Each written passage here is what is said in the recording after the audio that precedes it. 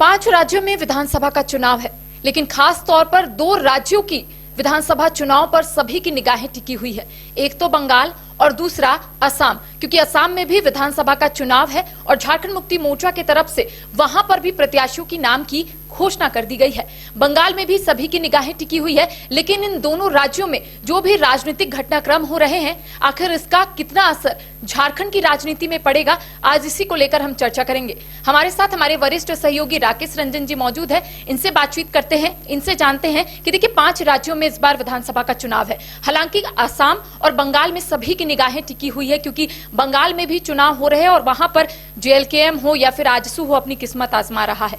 दूसरी ओर अगर हम असम की बात करेंगे तो झारखंड मुक्ति मोर्चा की तरफ से प्रत्याशियों की नाम की घोषणा कर दी गई है। तो दोनों राज्यों में जो भी राजनीतिक घटनाक्रम हो रहे हैं, क्या लगता है झारखंड में इसका कितना असर देखने को मिल सकता है? देखिए 5 राज्यों के चुनाव हैं, लेकिन बंगाल और असम ये 2 ऐसे राज्य हैं जहां पर जो भी राजनीतिक घटनाएं घटित हो रही हैं उसका इम्पैक्ट झारखंड की राजनीति पर पड़ेगा, इस बात की संभावना दिखती है। आमतौर पर हम पहले देखते हैं कि बंगाल में झारखंड की पार्टियां चुनाव लड़ती रही हैं, लेकिन अब असम में जेएमएम जो है वो 21 सीटों पर चुनाव लड़ रहा है। इसका क्या इम्पैक्ट पड़ेगा वो भी हम जानेंगे, लेकिन उससे पहले अगर हम बंगाल की बात कर लें तो देखिए बंगाल में आप देखते हैं कि मुकाबला वहां बीजेपी वर्सेस तृणमूल कांग्रेस का है।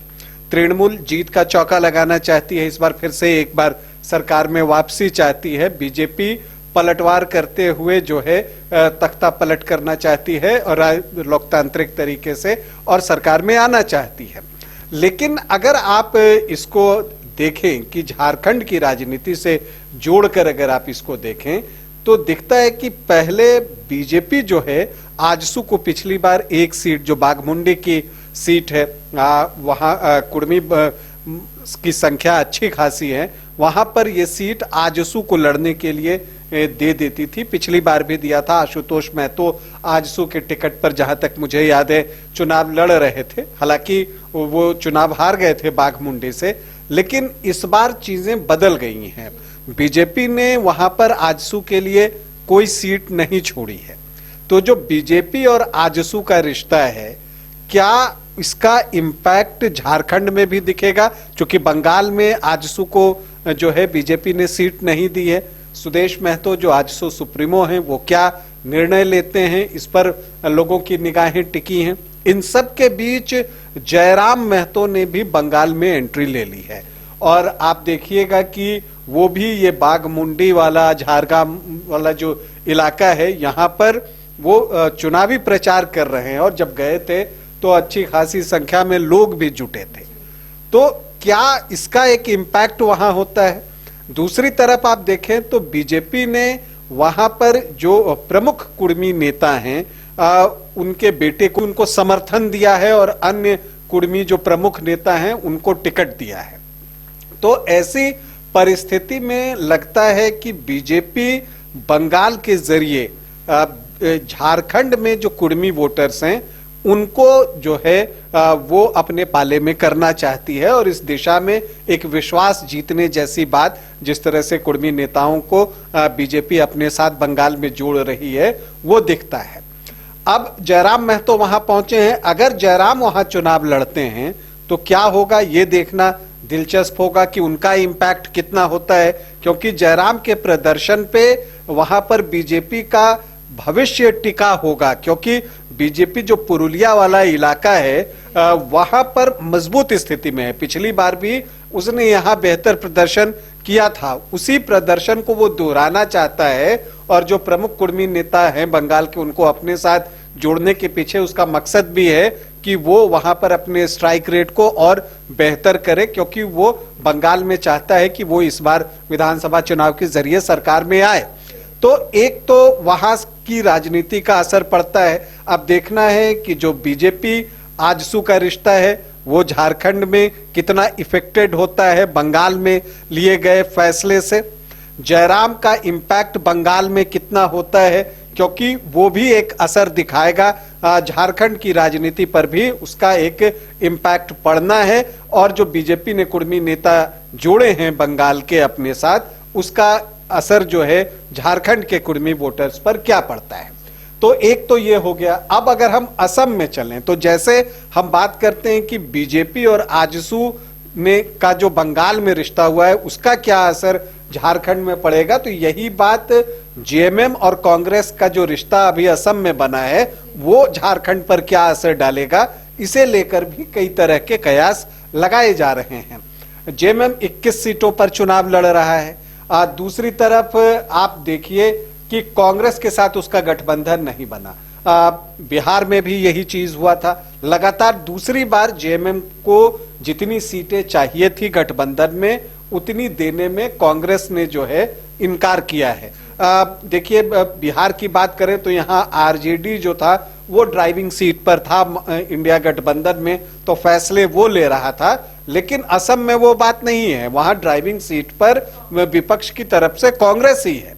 और कांग्रेस ने गठबंधन में जितनी सीटें जेएमएम की डिमांड थी उसको पूरा नहीं किया है, और इसीलिए यह अंदेशा व्यक्त किया जा रहा है कि उसका क्या इंपैक्ट झारखंड की राजनीति पर पड़ सकता है। आपने कल झारखंड महासचिव सुप्रियो भट्टाचार्य की प्रेस कॉन्फ्रेंस भी अटेंड की थी और उसमें जो बातें निकल कर आई हैं कि इस पर चुनाव के बाद फैसला लिया जा सकता है। लेकिन एक बात और भी है कि यही बातें जेएमएम बिहार चुनाव के दरमियान भी कह रहा था, जब उसको वहां पर एक भी सीट नहीं मिली थी और जेएमएम ने चुनाव नहीं लड़ने का फैसला लिया था, तब भी बात हुई थी कि एक विचार किया जा सकता है, पुनर्विचार किया जाएगा। आरजेडी को लेकर यह चर्चा थी और उस वक्त ये खबर चली थी कि आरजेडी के मंत्री को ड्रॉप तक किया जा सकता है, लेकिन ऐसा कुछ हुआ नहीं। तो क्या ये कहने के लिए वक्तव्य जैसे वो था वैसा ही एक वक्तव्य है कि अभी कहा गया कि ये ठीक है कि हम चुनाव के बाद जो है इस पर निर्णय लेंगे, तो ये सिर्फ एक राजनीतिक बयान है या इसके अंदर कुछ है, तो ये देखना होगा। क्योंकि कई बार जो है एक अपनी अंडरस्टैंडिंग भी होती है, आप राजनीतिक रूप से कुछ बयान देते हैं, तो ये चीज भी यहाँ पर देखने को मिल सकती है। लेकिन एक इम्पैक्ट जो मुझे दिखता है वो राज्यसभा चुनाव में दिख सकता है, जहां पर 2 सीटें हैं।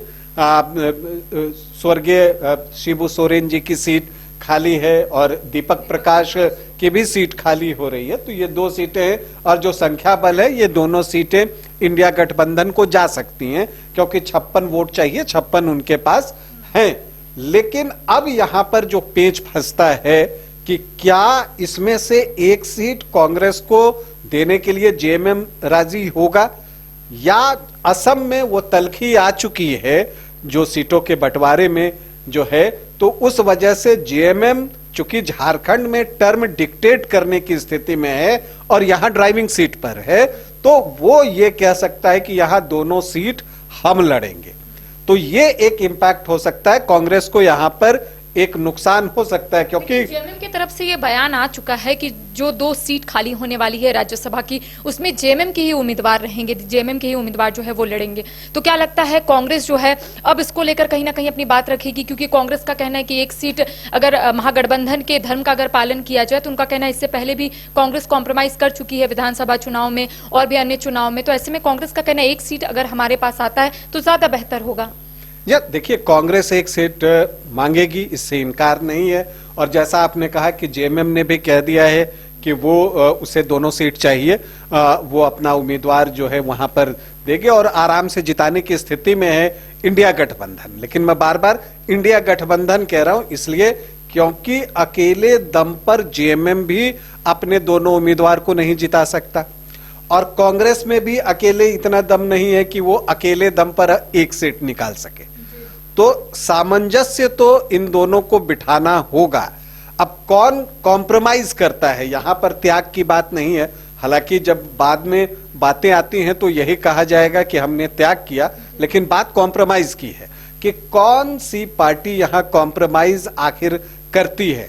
क्योंकि अगर दोनों दलों में कॉम्प्रोमाइज नहीं होता है तो वैसी परिस्थिति में बीजेपी इस मौके के तलाश में होगी कि वो झारखंड में एक सीट निकाल ले जाए, जबकि उसके पास सिर्फ 24 विधायक एनडीए के पास तो 24 है। लेकिन अगर इन दोनों के बीच आपसी समझौता नहीं हो पाता है कांग्रेस और जेएमएम के बीच, तब वैसी परिस्थिति में बीजेपी के लिए एक अवसर होगा कि यहां पर सीट निकल जाए। तो इसीलिए मैंने कहा कि बंगाल और असम, ये जो दो राज्य हैं, यहां पर जो राजनीतिक घटनाक्रम है, इस पर हमें आगे भी निगाह बनाकर रखनी होगी, क्योंकि वहां की राजनीति का और वहां जो कुछ राजनीतिक फैसले लिए जा रहे हैं, उसका असर झारखंड की राजनीति पर पड़ेगा, ये मानकर चलिए। तो देखिए, अब चुनाव को लेकर कहीं ना कहीं सरगर्मी तेज हो गई है। आसाम में विधानसभा का चुनाव है। झारखंड मुक्ति मोर्चा की तरफ से ये कहा गया कि हमें कांग्रेस की तरफ से 5 से 7 सीटों का ही ऑफर आया था, लेकिन झारखंड मुक्ति मोर्चा का कहना है कि ज्यादा से ज्यादा सीटों पर झारखंड मुक्ति मोर्चा आसाम में चुनाव लड़ना चाहता था। अब देखिए, कांग्रेस की तरफ से ये कहना है कि कांग्रेस भी टी ट्राइब का मुद्दा लेकर जनता के बीच में जाएगी, उन्हें उनका हक और अधिकार दिलाएगी। तो वहीं दूसरी ओर झारखंड मुक्ति मोर्चा का भी मुद्दा जो है टी ट्राइब से ही जुड़ा है। तो हम कह सकते हैं कि अब कुछ दिनों के बाद जब परिणाम सामने आएंगे, तभी पता चलेगा कि वहां की जनता आखिर किसे अपना आशीर्वाद दी है। लेकिन हम ये कह सकते हैं कि वहां पर कांग्रेस और झारखंड मुक्ति मोर्चा के बीच गठबंधन नहीं हो पाया, जिस वजह से ये कहा जा रहा है कि आने वाले समय में झारखंड में भी बड़ा बदलाव हो सकता है, या फिर एक समीक्षा बैठक जो है वो सरकार कर सकती है। तमाम अपडेट हम अपने दर्शकों तक पहुंचाएंगे। फिलहाल हमें दे इजाजत, नमस्कार।